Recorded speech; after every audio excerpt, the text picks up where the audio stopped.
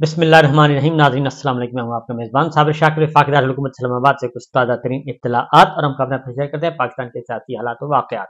ان کو کنٹرول کرنے کی کوشش کی جا رہی ہے اور بڑے جتن کیے جا رہے ہیں، بڑے حربے استعمال کیے جا رہے ہیں پچھلے 17 مہینوں سے، بلکہ 18 مہینے ہونے کو ہیں۔ ہر حربہ استعمال کرنے کی کوشش کی جا رہی ہے کہ کسی بھی طریقے سے پاکستان کے عوام پر غلبہ حاصل کر لیا جائے، اور قانون کو پامال کو تو کر ہی دیا گیا، آئین کو پامال کر دیا گیا ہے، اور حالات و واقعات اپنے شکنجے میں آ جائیں اور اپنی پسند کے نتائج حاصل کر لیے جائیں۔ لیکن بدقسمتی ان کی اور خوش قسمتی پاکستان کے عوام کی اور پاکستان کی کہ یہ کوششیں بارآور ثابت نہیں ہو رہی اور کامیاب نہیں ہو رہی۔ محلاتی سازشیں، ہر جگہ محلاتی سازشیں، اور ہر دور میں محلاتی سازشیں جو ہیں وہ اس سے بھری پڑی ہیں، پاکستان کی تاریخ اس سے بھری پڑی ہے۔ آج کل بھی جو کچھ ہو رہا ہے، کس طریقے سے نواز شریف صاحب کے ساتھ ڈیل کی گئی اور ان کو کس طریقے سے لایا گیا واپس، یہ سلسلہ یہ کوئی 2-4 دنوں میں نہیں بلکہ یہ 2 سالوں پہ مشتمل ہے۔ 2 سال اس پہ لگے اس ساری ڈیل کو کمپلیٹ کرنے میں۔ درمیان میں بہت سارے نشیب و فراز آئے اور ان نشیب و فراز میں سے گزرا گیا، اور اس میں بہت ساری گالم گلوچ بھی ہوئی، فریقین کے درمیان گالم گلوچ بھی ہوئی، دھمکیاں دی گئیں اور بہت کچھ برا بھلا کہا گیا، ایک دوسرے کو بلیک میل کیا گیا، یہ سب کچھ ہوا۔ لیکن بالآخر وہ جو ڈیل ہے، وہ سارے کا ساری ڈیل وہ بالآخر کامیاب ہو گئی اور تکمیل کو پہنچی ہے۔ ابھی اس کا ایک حصہ باقی ہے۔ جی ہاں، نواز شریف صاحب کے ساتھ جو معاملہ طے ہوئے ہیں اس کا بھی ایک حصہ باقی ہے، اور یہ جو ایک حصہ ہے، آخری حصہ، وہیں پہ جا کے معاملات خراب ہوتے ہیں، کیونکہ اس سے پہلے تو انسان اپنے آپ کو بہت بڑا منصوبہ ساز سمجھتا ہے، اپنے آپ کو سمجھتا ہے کہ میں سب کو دھوکہ دے رہا ہوں اور مجھے کوئی نہیں دیکھ رہا، اور میری ہر چیز پہ گرفت موجود ہے اور میں عقل کل ہوں۔ وہ جو عقل کل والا معاملہ ہے وہ اس وقت چل رہا ہے، اور لیکن جو آخری شاٹ ہے، آخری جو کک ہے، وہ قدرت لگاتی ہے، اور وہ جو آخری کک جب لگتی ہے تو اس کے بعد پھر ہوش ٹھکانے آ جاتے ہیں اور سنبھلنے کا موقع نہیں ملتا۔ ایک خبر میرے سامنے آپ سے کچھ چیزیں میں نے شیئر کرنی ہے، کیونکہ شیخ رشید صاحب بھی آ گئے ہیں میدان میں، اور ان کا ٹویٹر اکاؤنٹ جو ہے وہ بحال ہو گیا ہے، یعنی وہ ایکٹیو ہو گئے ہیں اس میں۔ تقریباً 40 دن وہ ان کو اغوا کیے رکھا، اور اس دوران ان کے ساتھ کیا سلوک کیا گیا کیا نہیں، یہ تو ابھی تک کوئی چیز سامنے نہیں آئی۔ لیکن شیخ رشید صاحب نے جو آج انہوں نے ایک بات کی ہے وہ پہلے میں آپ سے کر لیتا ہوں۔ انہوں نے آج ٹویٹ کیا ہے اور انہوں نے کہا کہ میں ساری قوم کا، اپنی ماؤں بہنوں بیٹیوں کا مشکور ہوں، جن کی دعاؤں سے کم و بیش 40 روز چلے کے بعد مجھے رہائی نصیب ہوئی، اور مجھے نہیں معلوم کہ میں نے یہ چلہ کس جگہ پہ کاٹا، لیکن مجھے چلے کے دوران کسی بھی قسم کی کوئی تکلیف نہیں پہنچائی گئی۔ اب میری زندگی کا مشن ان تمام لوگوں کو جو روپوش ہیں یا چھپے ہوئے ہیں، یا جن سے 9 مئی کی غلطی سرزد ہوئی ہے، یا جو بے گناہ جیلوں میں قید ہیں، ان کو معافی دلانا ہے، اور ساری قوم اس پرامن مشن پر میرے ٹویٹر پر میرا ساتھ دے۔ میں نے کبھی بھی اپنے ٹویٹر کی اپیل نہیں کی، لیکن آج میں پہلی مرتبہ اپیل کر رہا ہوں کہ 9 مئی کی غلطی جن لوگوں سے سرزد ہوئی ہے، ان کی عام معافی کی اپیل کے مشن پر میرا ساتھ دیں۔ میں کل سے اس مشن کے لیے اپنی شروعات کا آغاز کر رہا ہوں۔ قوم کی دعاؤں کی ضرورت ہے، انشاءاللہ کامیابی ہمارا مقدر بنے گی، اور اللہ ہمیں ماؤں بہنوں بیٹیوں کی دعاؤں کے صدقے اس مشن میں ضرور کامیاب کرے گا۔ بالکل درست ہے جناب شیخ صاحب، ہم آپ کے ساتھ ہیں، اور آپ کا کوششیں کریں، جہاں ہماری ضرورت ہو ہم بھی حاضر ہیں، ہمارا فورم بھی حاضر ہے، ہمارا پلیٹ فارم بھی حاضر ہے، یوٹیوب بھی حاضر ہے، فیس بک بھی حاضر ہے، ٹویٹر بھی حاضر ہے، ہر میدان میں ہم آپ کے ساتھ ہیں، کیونکہ ہم بھی یہ سمجھتے ہیں کہ 9 مئی کا جو ہے اس پہ تحقیقات ہونی چاہیے، اور نمبر 1 تحقیقات ہونی چاہیے، نمبر 2 میرا پورا یقین ہے مجھے کہ 9 مئی کے پیچھے کچھ اور محرکات نکلیں گے۔ اس کی وجہ یہ ہے کہ 9 مئی کی آڑ میں بہت سارے ہدف حاصل کیے گئے اس 9 مئی کی آڑ میں، اور اس کا نقصان، جتنا نقصان اس 9 مئی کا پاکستان تحریک انصاف اور مسلح افواج کو ہوا ہے، اتنا کسی اور کو نہیں ہوا، اور جس نے بھی یہ 9 مئی کروایا ہے اس کا واحد مقصد یہ ہے کہ پاکستان تحریک انصاف جو کہ سب سے بڑی مقبول ترین جماعت ہے، اور فوج جو کہ ایک ہی گاڑی کے 2 پہیے تھے اور آگے بڑھ رہے تھے، ان 2 پہیوں کو علیحدہ کیا گیا اس ساری کارروائی کے دوران، اور 9 مئی آنن فانن نہیں ہوا، اور 9 مئی کو جس طریقے سے اس کو ڈائیورٹ کیا گیا وہ بہت سارے کرداروں کو سامنے لایا جانا ضروری ہے، کیونکہ 9 مئی سے پہلے میں آپ کو بتا دوں کہ 9 مئی سے پہلے کیا ہو رہا تھا۔ 9 مئی سے پہلے سپریم کورٹ آف پاکستان میں ہیئرنگ چل رہی تھی،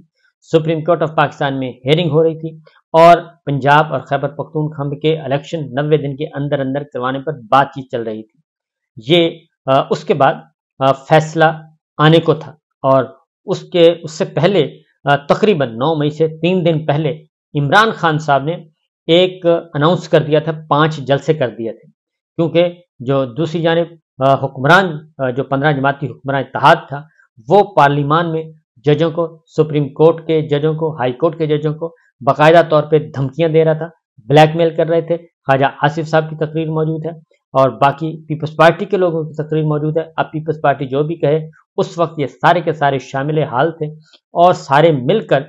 سپریم کورٹ کے چیف جسٹس عمر عطا بندیال صاحب کو، آنریبل ججز کو نہ صرف گالیاں دے رہے تھے بلکہ ان کو بلیک میل کر رہے تھے، اور جلسہ عام میں ان کی تصاویر دکھائی جاتی تھی اور ان کو عبرت کا نشان بنانے کی دھمکی دی جا رہی تھی۔ عمر عطا بندیال صاحب سمیت پچھلے جو ریٹائرڈ چیف جسٹس صاحب ہیں ان پہ بھی، اور آنریبل حاضر سروس ججز پہ بھی، ان سب کو یہ کیا جا رہا تھا۔ لیکن عمر عطا بندیال صاحب وہ بینچ اپنا کام کر رہا تھا، کبھی 3-4 کا انہوں نے قضیہ کھڑا کیا، کبھی کچھ کیا۔ اس کے بعد انہوں نے سپریم کورٹ کو ڈیوائیڈ کرنے کی کوشش کی۔ چیف جسٹس جو آنے والے جو اس وقت کے چیف جسٹس ہیں، اس وقت سینئر موسٹ جسٹس جسٹس قاضی فائز صاحب کو پارلیمان میں بلایا، ایک طرف اسحاق ڈار صاحب کو بٹھایا، ایک طرف زرداری صاحب کو بٹھایا، درمیان میں جسٹس قاضی فائز عیسیٰ صاحب کو بٹھایا اور تقسیم کرنے کی کوشش کی۔ یہ سب کچھ ہوتا رہا، اور پھر جب عمران خان صاحب نے جب اناؤنس کر دیے 5 جلسے 14 مئی سے پہلے، اور ان کا آخری جلسہ لاہور میں ہونا تھا، وہ اس لیے کہ ہر صورت میں 90 دن کے اندر اندر جو انتخابات ہیں وہ ہو سکیں اور ایک پبلک پریشر جو ہے وہ بڑھایا جائے۔ لیکن اس 9 مئی سے پہلے صرف ایک جلسہ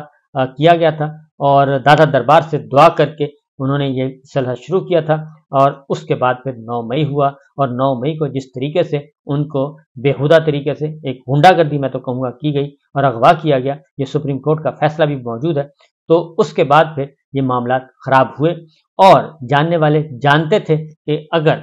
عمران خان صاحب کو اس بےہودہ طریقے سے اٹھایا جائے گا، گرفتار کیا جائے گا، اور اس سے اشتعال پیدا ہوگا، یہ اشتعال پیدا ہوگا، اور اشتعال پیدا ہوگا تو شاید معاملات ان کے ہاتھ سے نکل جائیں، اور وہ واقعتاً ویسا ہی ہوا۔ اس کی وجہ یہ ہے کہ یہ گرفتاری تو آرام سے بھی ہو سکتی تھی، اور پھر اس کی FIR درج نہیں ہوئی۔ اسلام آباد ہائی کورٹ چیف جسٹس کا آرڈر ہے، اس واقعے کی FIR درج نہیں ہوئی، اس کی فوٹیج چوری کر لی گئی۔ یہ بھی ہوا کہ اس کی فوٹیج ہی نہیں ہے، تو وکلا کے سر پھاڑے گئے، یہ سارا کچھ ہوا، اور برسر عام اور پھر فوری بعد اس گرفتاری کو قانونی قرار دے دیا گیا۔ جب جلاؤ گھراؤ اس طریقے سے پھیلا، اس کے بعد چیف جسٹس سپریم کورٹ پہ جب اپلیکیشن گئی، انہوں نے اس کو ٹیک اپ کیا، عمران خان صاحب رہا ہوئے، انہوں نے وہیں کھڑے ہو کے مذمت کی اور ان کو بتایا کہ میں گرفتار تھا، مجھے ان باتوں کا کیا علم، نہ ہی ہماری سیاست ایسی ہے۔ تو 9 مئی کو جب سے اس کے بعد پھر جو ہوا، نمبر 1 تو یہ کہ 9 مئی کے بعد الیکشن جو ہیں وہ پوسٹ پون ہو گئے۔ 14 مئی کا جو الیکشن ہر صورت میں ہونا تھا، ایک تو وہ تو گزر ہی گیا تھا ٹائم، لیکن اس کے بعد کاروائی ہونی تھی۔ کاروائی کس کے خلاف ہونی تھی؟ شہباز شریف صاحب پرائم منسٹر کے خلاف، کیونکہ خدشہ ظاہر کیا گیا تھا کہ اس پہ توہین عدالت کی کاروائی ہوگی، کیونکہ فیصلہ نہیں مان رہے۔ کاروائی ہونی تھی خواجہ آصف صاحب کے خلاف، کیونکہ انہوں نے بھی الیکشن کے انعقاد میں رکاوٹ ڈالی، فورسز نہیں دی۔ اس کے بعد تیسرے تھے رانا ثناء اللہ صاحب وزیر داخلہ، انہوں نے سیکورٹی پرووائڈ نہیں کی۔ اس کے بعد اسحاق ڈار صاحب وزیر خزانہ، انہوں نے پیسے دینے سے انکار کیا، جبکہ اسٹیٹ بینک یہ کہہ چکا تھا کہ پیسے موجود ہیں اور یہ پیسے استعمال کیے جا سکتے ہیں الیکشن کے لیے۔ تو یہ 4 وزیر اعظم شہباز شریف، وزیر داخلہ رانا ثناء اللہ صاحب، وزیر دفاع خواجہ آصف صاحب، اور وزیر خزانہ اسحاق ڈار صاحب، یہ وہ لوگ تھے جو کہ پھنس سکتے تھے اس معاملے میں۔ سیکرٹری خزانہ چھٹی پر چلے گئے تھے، انہوں نے سپریم کورٹ میں کوئی جواب داخل نہیں کروایا، بلکہ ایڈیشنل سیکرٹری خزانہ نے کروایا۔ میں یہ ساری باتیں اس لیے بتا رہا ہوں کہ یہ ایک پلان کے تحت سب کچھ ہوا، اور اس میں فوج کو اور پاکستان تحریک انصاف کو اور عمران خان کو باقاعدہ طور پہ ایک منظم انداز میں ایک لڑوانے کی کوشش کی گئی، اور اس میں وہ کامیاب ہوئے۔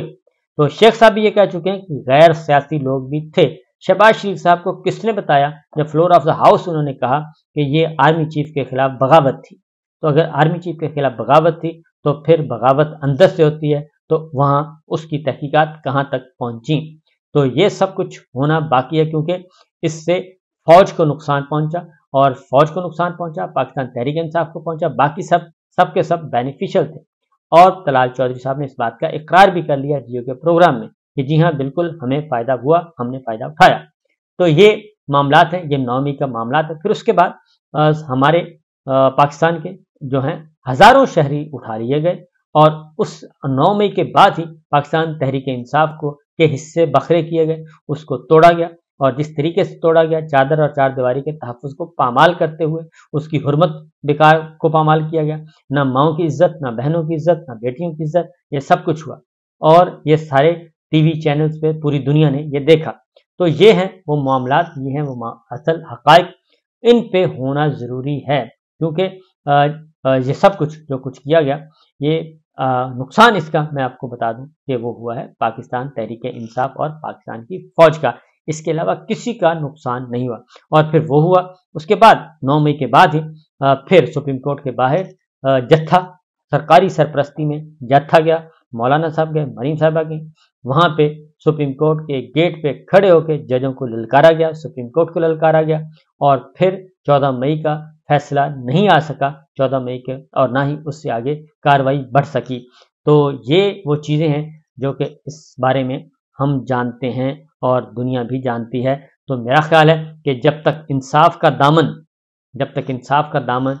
हाथ में नहीं पकड़ा जाएगा, उस वक्त तक ये मामला ठीक नहीं हो सकता, न इस्तेहकाम आ सकता है, न मुआशी इस्तेहकाम आ सकता है। तो बात यह है कि ये सारी डीलिंग विलिंग जो की जा रही है, ये डीलिंग विलिंग 2 साल पहले 21 अक्टूबर को 2 साल पहले 2021 में अचानक पता चला कि DGISPR major general Babar Iftikhar साहब आना चाह रहे हैं प्रोग्राम, अरशद शरीफ साहब के प्रोग्राम में। हंगामी तौर पे उन्होंने कहा कि जी मैंने आना है, फौरी लें। तो उनका बीपर हुआ। उस बीपर में उन्होंने आज खुद कहा कि जनाब जो नवाज शरीफ साहब, ये उन्होंने खुद कहा कि नवाज शरीफ साहब से डील की बातें मनगढ़ंत और बेबुनियाद हैं। DGISPR major general Babar Iftikhar साहब ने ये बात की। उन्होंने कहा जी कि जुबैर साहब आए थे, और वो कुछ आए थे कुछ रियायतें लेने के लिए। मोहतरमा मरियम सफदर साहिबा का पैगाम लेके आए थे, और लेकिन आर्मी चीफ जनरल बाजवा साहब ने ये कह दिया है कि जनाब कोई डील वील नहीं होगी, उनके जो आइनी मुकदमात हैं, आइनी मामलात हैं, वो अदालतें हल करेंगी, और जो सियासी मामलात हैं वो पार्लियामान हल करेगी। यानी दोनों बातें कह दी जो उस वक्त तय हुआ था, जो तय हो रहा था, क्योंकि जुबैर साहब बाकायदगी से जा रहे थे। और उसके बाद ये तरदीद करने के बाद भी जुबैर साहब की मुलाकात संडे को इस्लामाबाद क्लब में नाश्ते पे हुई थी, और वो खबर भी शाया हुई थी। तो लिहाजा DGISPR ने ये फौरी तौर पे स्टेटमेंट क्यों दिया था आके, उसकी वजह ये थी कि इमरान खान साहब को इंटेलिजेंस ब्यूरो ने इत्तला कर दिया था, मुत्तले कर दिया था कि जनाब आपकी हुकूमत का तख्ता उलटने के लिए काम शुरू हो चुका है, और वो होगा तहरीके अदम एतमाद की सूरत में। तो लिहाजा ये सब कुछ शुरू हो चुका था। इसलिए इससे पहले कि इमरान खान साहब बाजवा साहब को बुलाते और उनसे पूछते कि भाई ये क्या माजरा है, तो उन्होंने DGISPR आए और 21 अक्टूबर 2021 को आए, और उन्होंने ये 2 बातें की। लेकिन जो 2 बातें उन्होंने की, वो 2 बातें उसी तरह मनोअन सही साबित हुई कि उनके सियासी मामलात नवाज शरीफ साहब एंड कंपनी के वो पार्लियामान में हल हुए, और उनको करवाया गया। तहरीक आदम एतमाद के बाद 15 जमात की हुक्मरान इत्तेहाद आया, और वो करवाया गया। और दूसरा था आइनी मामला और मुकदमात का मामला। तो वो पहले प्लेटलेट्स जो हैं, वो प्लेटलेट्स के बाद जो सिलसिला प्लेट्स तो वाला बात तो पहले की है, उसके बाद ये हुआ कि अब जो उसी तरीके से फैसिलिटेट किया जा रहा है, ये सारी की सारी चीज़ें हैं ना। तो विलिंग नीलिंग चल रही है, चलती रहेगी। जब तक ये ख़त्म नहीं होती, उस वक्त तक सूरत हाल मामूल पे नहीं आ सकती, पाकिस्तान तरक्की नहीं कर सकता। इजाज़त दीजिए, अल्लाह हाफिज़।